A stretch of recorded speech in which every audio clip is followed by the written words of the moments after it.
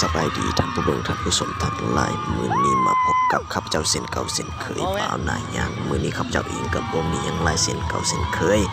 มื้อนี้ข้าพเจ้าเองสิพาท่านผู้เบิ่งท่านผู้ชมทั้งหลายไปเบิ่งบรรยากาศของงานตลาดนัดและประกวดศิลปะของนักศึกษาที่คณะเศรษฐศาสตร์และการท่องเที่ยวมหาวิทยาลัยสุภานุวงศ์ของเขาซึ่งในตอนนี้ก็เป็นค่ำคืนที่2ของการเปิดตลาดนัดซึ่งเป็นวันที่22เดือนธันวาคมปี2003นี่เนาะซึ่งในนี้บ่าวนายอย่าง10พาทานผู้เบิ่งท่านผู้ชมทั้งหลายไปเบิ่งบทฟ้อนของสาขาเศรษฐศาสตร์ซึ่งในนี้เพิ่นสิมาในบทฟ้อนที่มีชื่อว่าอัศจรรย์บ่าวสาวมรดกโลกซึ่งว่าก่อนสิไปเบิ่งไปรับชมก็อย่าลืมกดไลค์กดแชร์กด Subscribe ให้กับบ่าวนายอย่างเด้อเพื่อเป็นกำลังใจในการเฮ็ดคลิปต่อไปซึ่งว่าบทฟ้อนนั้นสิม่วนสิมันสิเป็นอะไรนั้นก็สามารถไปเบิ่งไปรับชมนำกันได้เลยในคลิปโอเคไปกันเลยเนาะ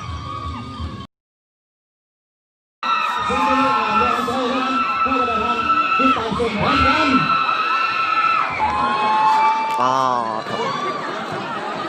เล่นตัวมาเลยเป็นแย่พี่